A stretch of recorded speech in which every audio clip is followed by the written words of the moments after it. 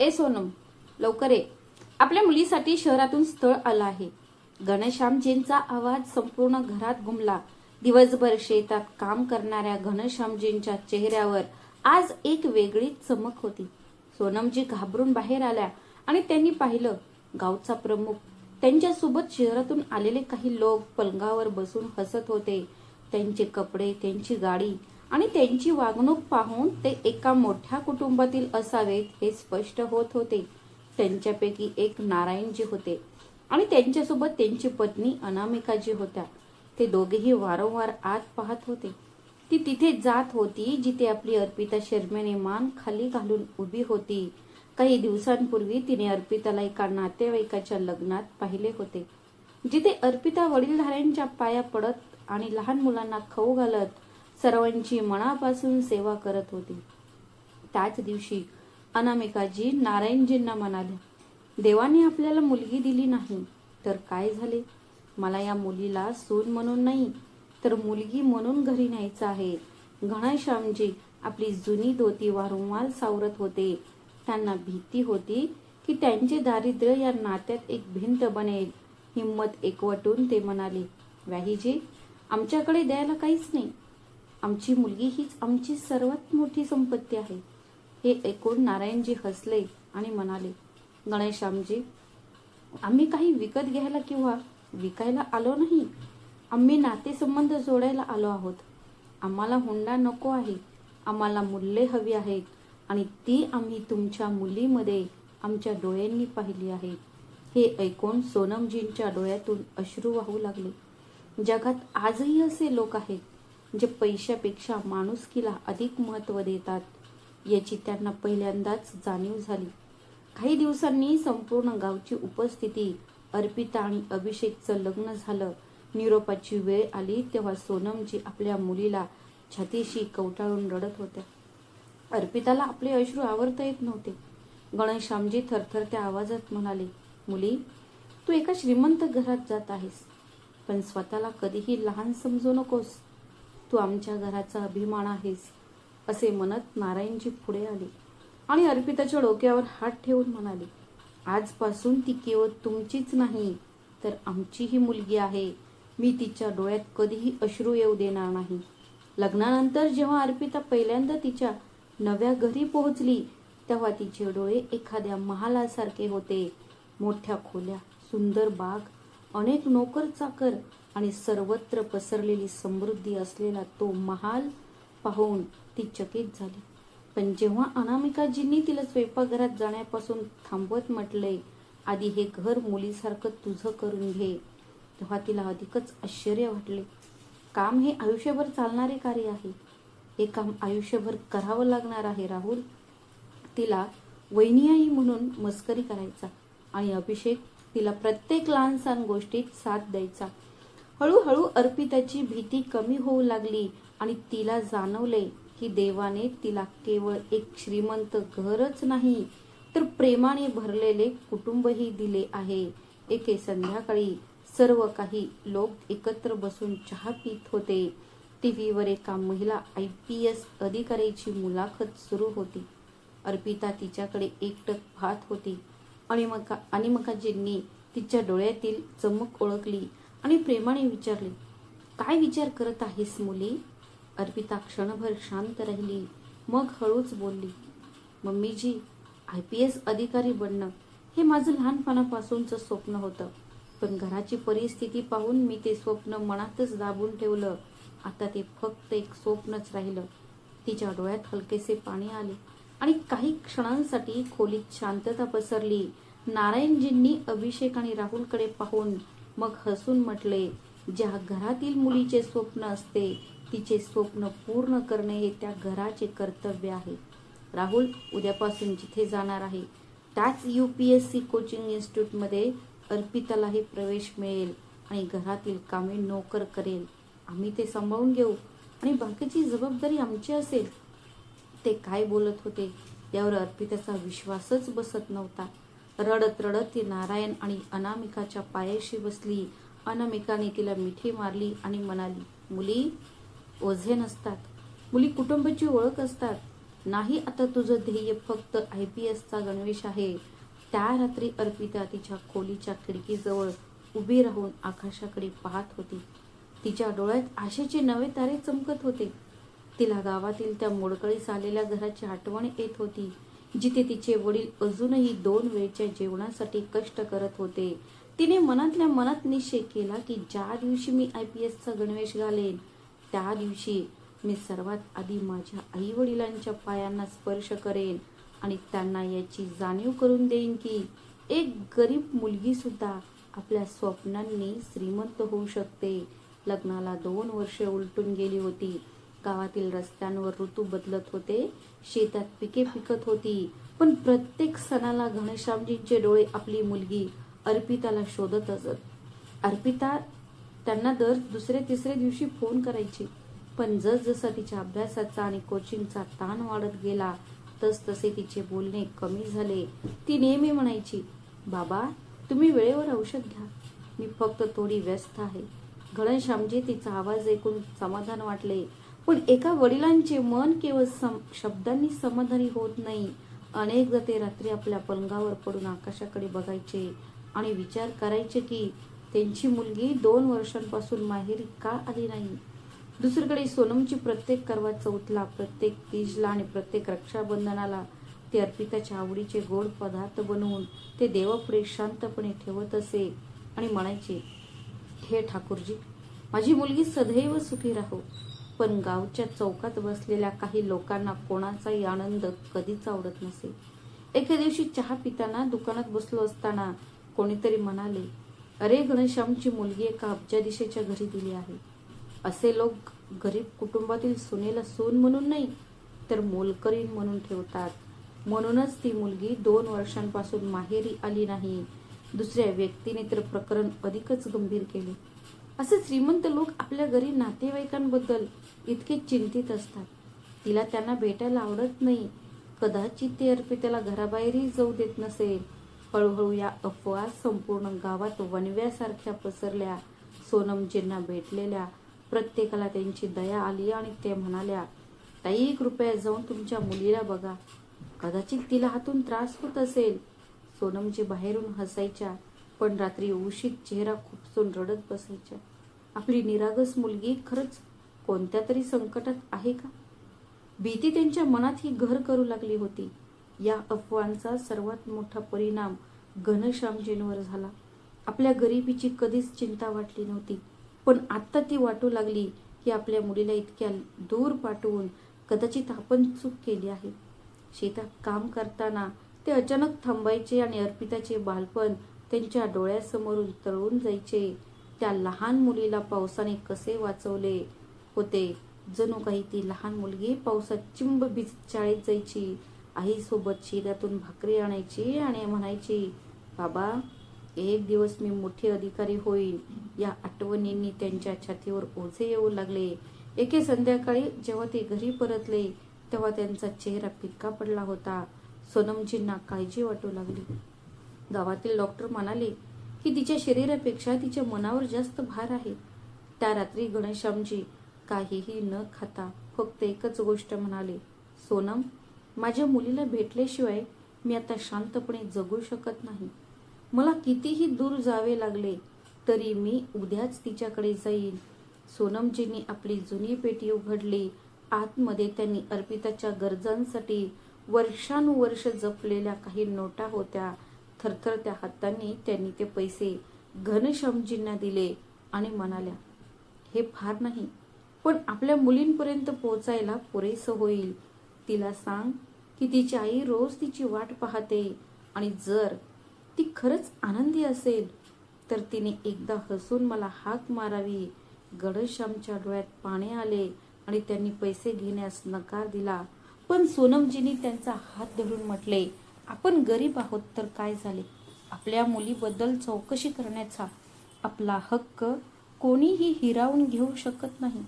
दुसऱ्या दिवशी सकाळी सूर्योदयापूर्वी घनश्यामजी एक छोटी पिशवी, 2 जोड्या कपडे आणि एक जुनी चादर घेऊन रेल्वे स्टेशनवर पोहोचले आणि सोनमजींकडे हाताने बनवलेल्या गुळाच्या पिन्या होत्या, ज्या त्यांना आपल्या मुलीला खाऊ घालायच्या होत्या.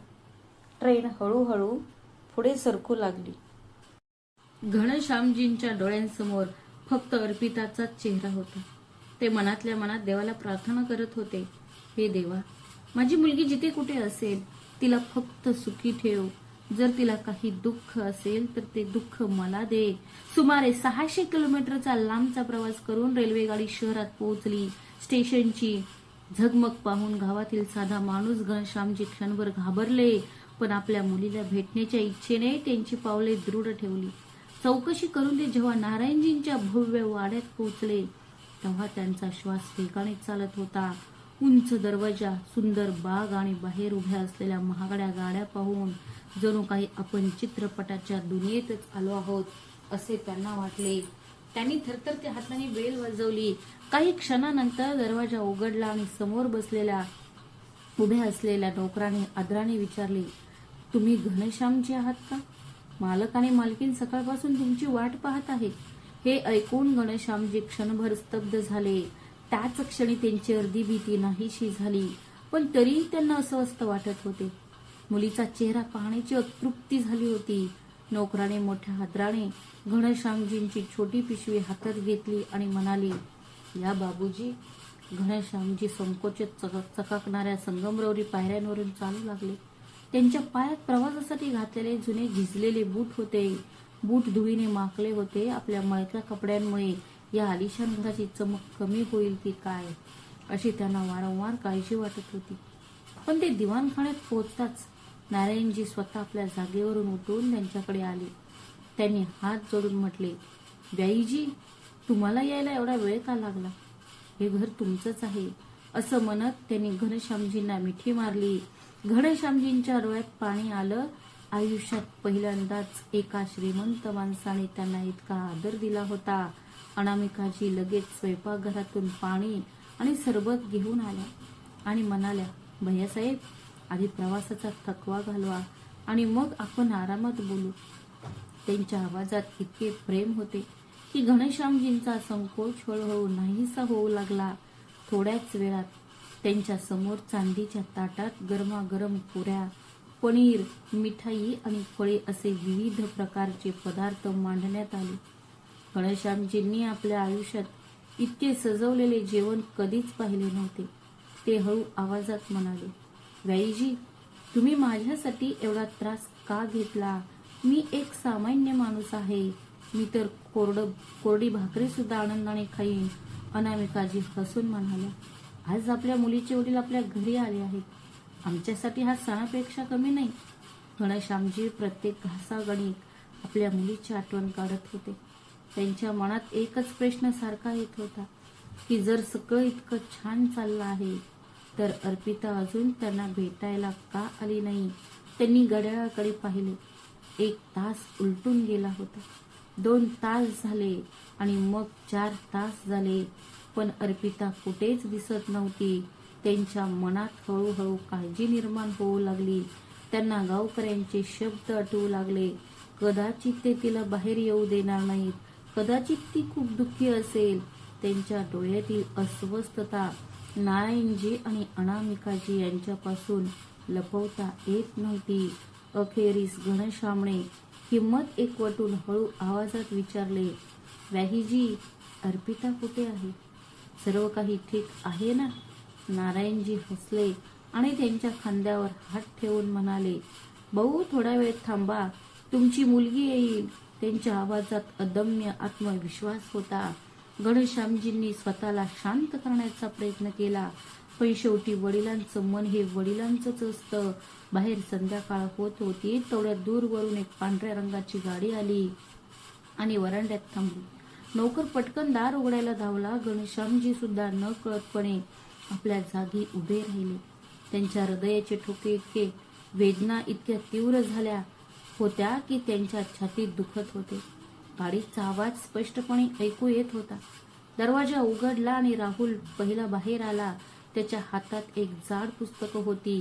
अर्पिता त्यांच्या मागे. तिने साधा सलवार सूट घातला होता. तिची साधी वेणी होती आणि तिच्या हातात अनेक पुस्तके होती. तिच्या चेहऱ्यावर थकवा स्पष्ट दिसत होता, पण तिच्या डोळ्यातील आत्मविश्वास आणि हास्य नेहमीपेक्षा अधिक खोल होते. तिची नजर वडिलांवर पडताच ती क्षणभर जागीच स्तब्ध झाली. पुढच्याच क्षणी तिने ती पुस्तके राहुलला दिली. ती देऊन ती धावत गेली आणि तिने घनश्यामजींना मिठी मारली. बाबा, एवढेच शब्द तिच्या ओठातून बाहेर पडले आणि तिच्या डोळ्यातून अश्रू वाहू लागले. घनश्यामजींनीही आपल्या मुलीला घट्ट मिठी मारली. जणू 2 वर्षांचे अंतर एका क्षणात संपले आहे असे त्यांना वाटले. अर्पिता म्हणत राहिली, बाबा, तुम्ही येणार आहात हे मला आधी का नाही सांगितले? मी तुम्हाला घ्यायला स्टेशनवर येऊ शकले असते. तेव्हा अनामिका म्हणाली, मुली, तू कोचिंगला गेल्यावर तुझ्या आईचा फोन आला होता. तिने मला सांगितलं की तुझे वडील येत आहेत. तेव्हा घनश्याम थरथरत्या आवाजात म्हणाले, वेड्या मुली, आधी तुझ्या म्हाताऱ्या वडिलांना मनसोक्त मिठी मार. हे दृश्य पाहून ड्रॉइंग रूम मध्ये बसलेले नारायणजी, अनामिकाजी आणि राहुल भावुक झाले. बघता बघता अभिषेकही ऑफिसवरून घरी पोहोचला. आल्याबरोबर त्याने आपल्या सासरच्यांच्या पायांना स्पर्श केला आणि म्हणाला, बाबा, तुम्हाला आज दिवसभर इथेच थांबावे लागेल. घरात हास्य आणि जिव्हाळ्याचे वातावरण होते.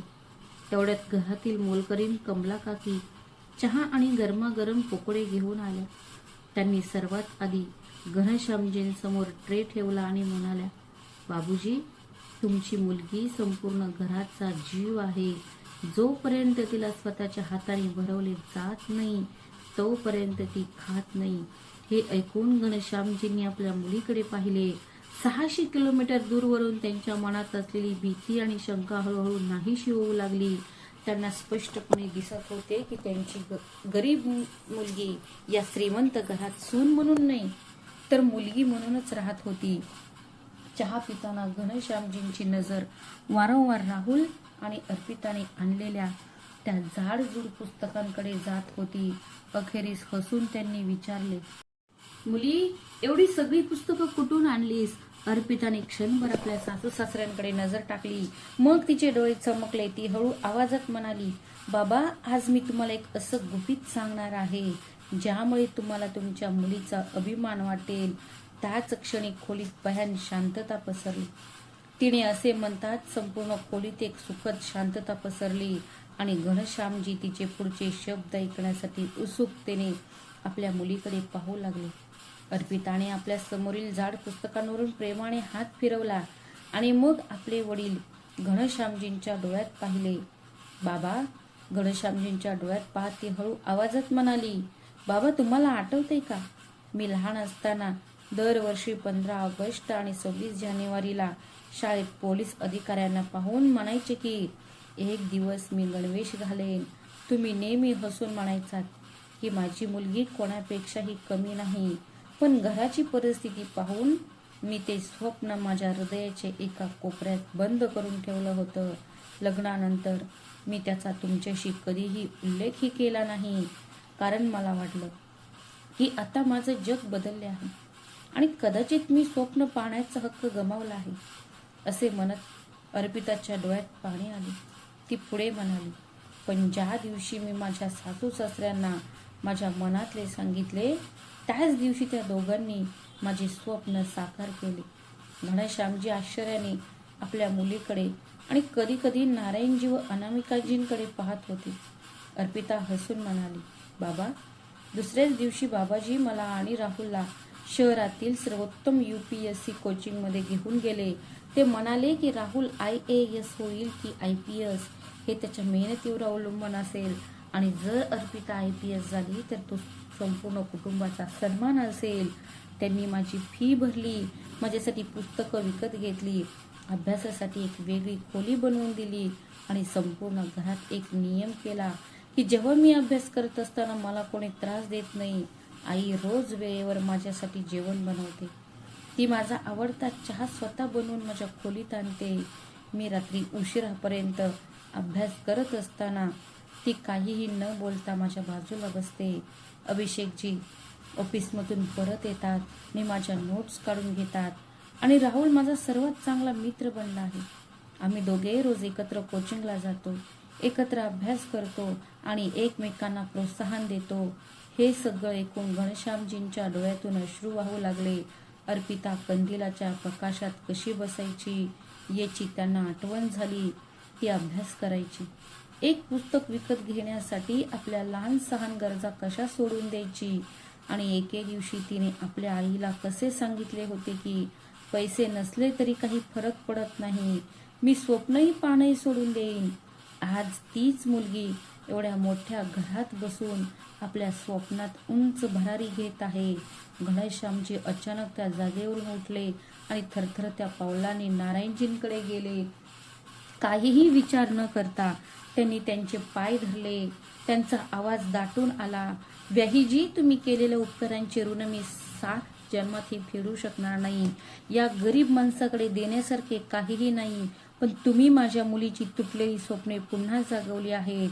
तुम्ही तिला तुमची सून न मानता तुमची मुलगी मानली आहे. नारायणजींनी तत्काळ दोन्ही हातांनी घनश्यामजींना मिठी मारली. त्यांचे डोळे पाणावले होते. ते प्रेमाने म्हणाले, घनश्यामजी, असे बोलू नका. देवाने मला सर्व काही दिले, पण मुलगी दिली नाही. ज्या दिवशी मी अर्पिताला लग्नात पाहिले त्याच दिवशी अनामिका आणि मी ठरवले की जेव्हा ही मुलगी आमच्या घरी येईल तेव्हा ती सून म्हणून नाही तर मुलगी म्हणूनच राहील. मुली घराचा अभिमान असतात आणि त्यांची स्वप्ने पूर्ण करणे हे काही लहान उपकार नाहीत. नाही, हे आमचं कर्तव्य आहे. आज जर आपण अर्पिताला तिचं ध्येय गाठायला मदत करत असू तर हे समजून घ्या की देवाने आपल्याला वडील होण्याचा बहुमान दिला आहे.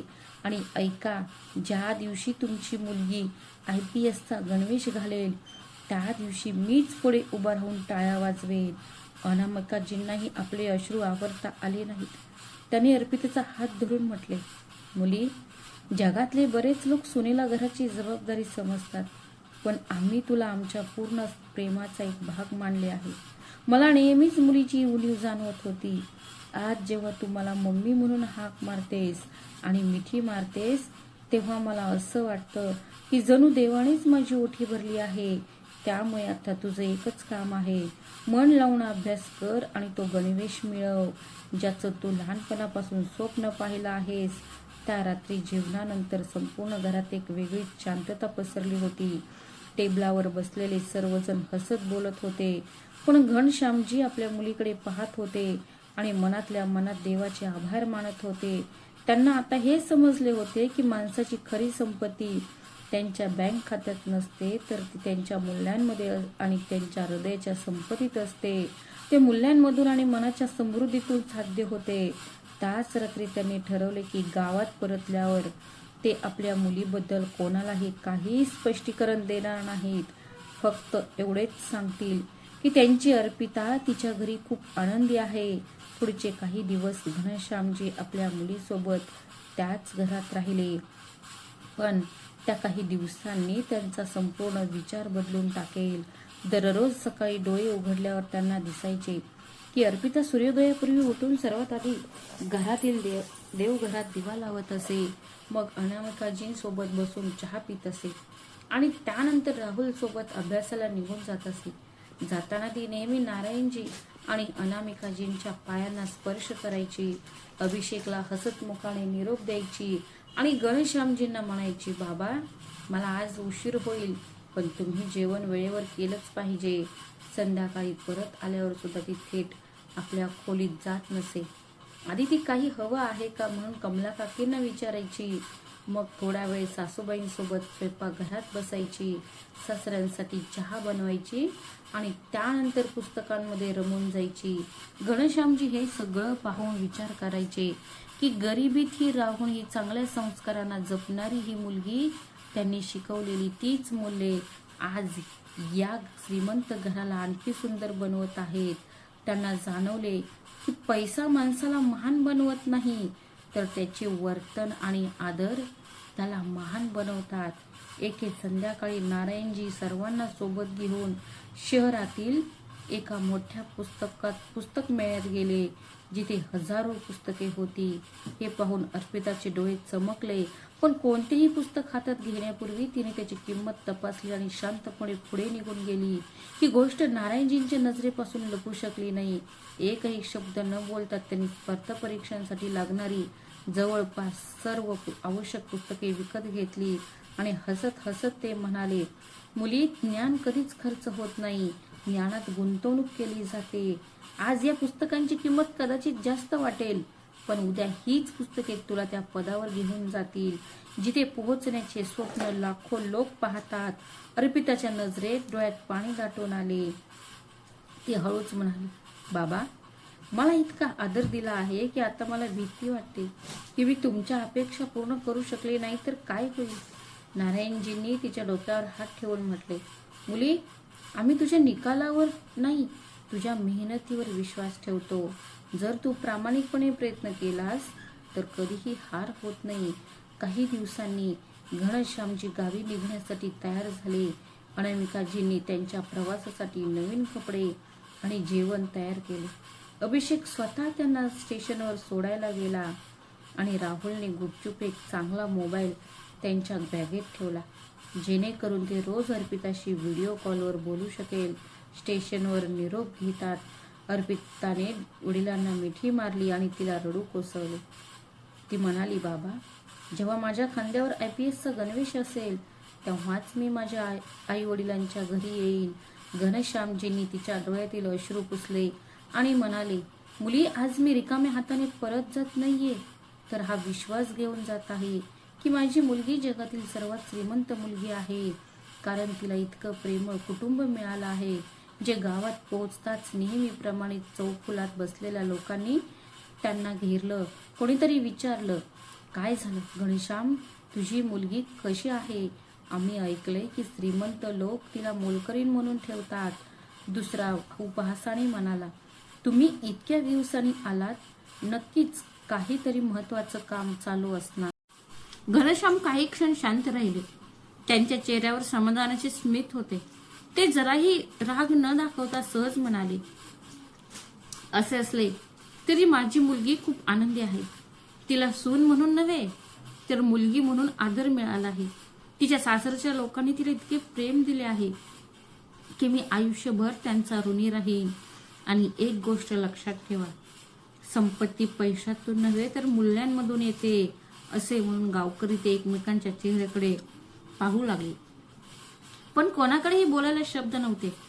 दरम्यान शहरात अर्पिताची मेहनत आणखी वाढली होती. जी मुलगी रात्रंदिवस पुस्तकांमध्ये रमून जायची ती आता पूर्वीपेक्षा अधिक आत्मविश्वासू दिसत होती. नारायणजी तिला रोज सांगायचे, एक दिवस या घराच्या दाराशी एक सरकारी गाडी येईल आणि आमची मुलगी गणवेश घालून त्यातून उतरेल. अनामिकाजी तिच्यासाठी देवाकडे प्रार्थना करतील. अभिषेक तिचं प्रत्येक ताण कमी करण्याचा प्रयत्न करेल आणि राहुल तिच्यासोबत प्रत्येक परीक्षेची तयारी करेल. संपूर्ण कुटुंब एकच स्वप्न जगेल. अर्पिता यशाची स्वप्ने पाहत होती. वेळ आपल्याच गतीने पुढे सरकत होती. बघता बघता UPSCची पूर्व परीक्षा, मुख्य परीक्षा आणि त्यानंतर मुलाखतीची वेळही आली. या महिन्यात अर्पिताने आपले संपूर्ण जग पुस्तकांपुरतेच मर्यादित केले होते. अगदी सकाळच्या सूर्योदयापूर्वी उठून तासनतास अभ्यास करायची. अगदी सततच्या अभ्यासाने तिचे डोळे लाल व्हायचे. तिला तीव्र डोकेदुखी व्हायची. पण वडिलांचा फाटलेला कुर्ता आणि आईची मेहनत आठवताच ती पुन्हा पुस्तक उघडून बसायची. अनामिकाजी तिच्यासाठी रोज बदामाचे दूध तयार करायचे. ती तिला घेऊन यायची आणि म्हणायची, मुली, तुझं शरीर निरोगी असेल तरच तुझं स्वप्न पूर्ण होईल. नारायणजी दर रविवारी कोणताही आवाज न करता तिच्या खोलीत जायचे आणि फक्त म्हणायचे, आम्हाला तुझ्या मेहनतीचा अभिमान आहे. अभिषेक आपल्या व्यस्त ऑफिस जीवनात असूनही दररोज रात्री तिच्या सोबत बसायचा आणि तिचं मन हलकं करायचा. आणि राहुल, तो तिला भावासारखं नाही तर मित्रांसारखं नेहमी प्रोत्साहन देत असे. मग तो दिवस आला. त्याचे सगळे वाट पाहत होते. UPSCचा अंतिम निकाल जाहीर होणार होता. सकाळपासून संपूर्ण घरात अस्वस्थता पसरली होती.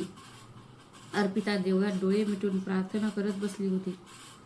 तिचे हात थरथरत होते आणि तिचे हृदय इतक्या वेगाने धडधडत होते की त्याला स्वतःच्या श्वासाचा आवाजही ऐकू येत नव्हता. राहुलने आपला लॅपटॉप उघडला आणि वेबसाईट पुन्हा पुन्हा रिफ्रेश करत होता. अचानक स्क्रीनवर निकाल दिसला. राहुल काही सेकंद काही न बोलता स्क्रीनकडे पाहत राहिला. मग आनंदाश्रू त्याच्या डोळ्यातून उघडले. तो मोठ्याने ओरडला, वहिनी वहिनी, तुमची निवड झाली आहे. तुम्ही IPS झाला आहात. त्याचा आवाज ऐकून घरातील सर्वजण धावत खोलीत आले. अर्पिताला सुरुवातीला विश्वासच बसला नाही. जेव्हा तिने तिचे नाव आणि पद स्वतःच्या डोळ्यांनी पाहिले, हे पाहताच तिचे हात थरथरू लागले. पुढच्याच क्षणी ती नारायणजी आणि अनामिकाजींच्या पाया पडली आणि जोर जोरात रडू लागली. नारायणजींनी तिला उचलून घेतले, मिठी मारली आणि गदगदलेल्या आवाजात म्हणाले, आज देवाने माझ्या मुलीची नव्हे तर एक वडील म्हणून माझी परीक्षा घेतली आहे. सर्वात आधी अर्पिताने तिच्या गावी फोन केला. सोनमजींनी फोन उचलला. आपल्या मुलीचा आवाज ऐकताच त्यांचे डोळे पाण्याने भरले. अर्पिता रडत रडत म्हणाली, आई, तुझी मुलगी IPS झाली आहे. हे ऐकून सोनमजी आनंदाने जमिनीवर बसल्या. त्यांना बोलताही येत नव्हते. जेव्हा घनश्यामजींनी फोन घेतला तेव्हा अर्पिता म्हणाली, बाबा, तुम्ही म्हणाला होतात की मी कोणापेक्षा कमी नाही. आज तुमचं ते म्हणणं खरं ठरलं. हे ऐकून घनश्यामजींच्या डोळ्यात अश्रू तरळले. त्यांच्या डोळ्यातून सतत अश्रू वाहत होते. ते थरथरत्या आवाजात म्हणाले, मुली, आज मला असं वाटतंय की देवाने मला जगातला सर्वात श्रीमंत माणूस बनवला आहे. देवाने मला जगातील श्रीमंत बाप बनवला आहे. ही बातमी संपूर्ण गावात वाड्यासारखी पसरली. जे लोक म्हणायचे की अर्पितेला तिच्या श्रीमंत सासरच्या लोकांनी मोलकरीण म्हणून ठेवले असावे, तेच आता एकमेकांना सांगू लागले होते की घनश्यामच्या मुलीने संपूर्ण गावाला गौरव मिळवून दिला आहे.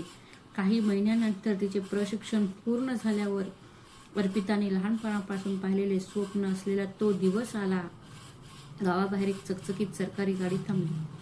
गाडीचा दरवाजा उघडला आणि खांद्यावर चमकणारे तारे व डोक्यावर फेटा असलेली अर्पिता खाकी IPS गणवेशात बाहेर पडली.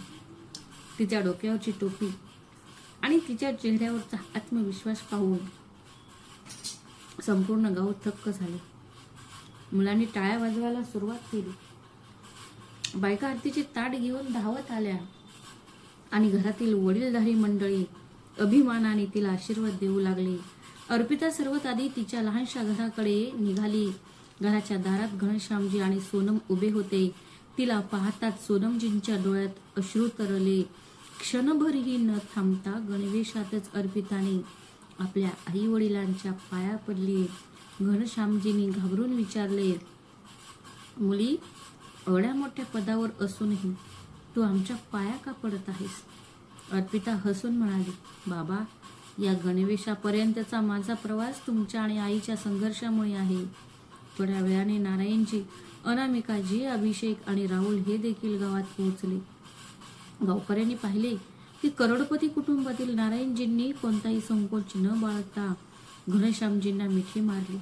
अनामिकाजींनी सोनमजींचा हात धरून म्हटले, ताई, आज आपली मुलगी, तिने आम्हा सर्वांना अभिमान वाटायला लावला. हे दृश्य पाहून संपूर्ण गावाच्या डोळ्यात पाणी आले. मग ज्या लोकांनी एकेकाळी अफवा पसरवल्या होत्या तेच पुढे आले आणि म्हणाले, घनश्याम, तुमच्या मुलीचे नशीब खरंच उघडले आहे. प्रत्येक मुलीला असं सासर मिळायला हवे.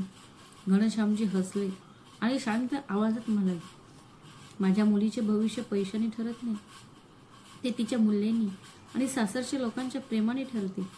जे आपल्या सुनेला आपल्या मुलीप्रमाणे वागवत त्यांचे घर देवाने आदराने भरून टाकले. त्या दिवशी अर्पिताने गावातील चाळीच्या मैदानावर एका छोट्या सभेला संबोधित केले. ती गावातील मुलींबद्दल बोलली. त्यांच्याकडे बघत ती म्हणाली, गरिबी ही स्वप्नांची शत्रू कधीच नसते. धैर्य गमावणे ही सर्वात मोठी गरिबी आहे. त्याचबरोबर माझी प्रत्येक सासू सासऱ्यांना विनंती आहे की आपल्या सुनेला केवळ घराची जबाबदारी न मानता आपल्या कुटुंबाची मुलगी माना. ज्या घरात सोन्याचा आदर केला जातो तिथे आनंद आपोआप येतो. संपूर्ण मैदान टाळ्यांच्या कडकटाने दुमदुमले. नारायणजी, अनामिकाजी, अभिषेक, राहुल, घनश्यामजी आणि सोनमजी यांच्या डोळ्यात आनंदाश्रू होते. मित्रांनो, तुम्हाला जरी कथा आवडली असेल तर व्हिडिओला लाईक करा, शेअर करा आणि आमच्या चॅनलला सबस्क्राईब करायला विसरू नका. भेटूया अशाच आणखी एका नवीन कथेत. तोपर्यंत स्वतःची आणि तुमच्या प्रियजनांची काळजी घ्या. श्री स्वामी समर्थ. धन्यवाद.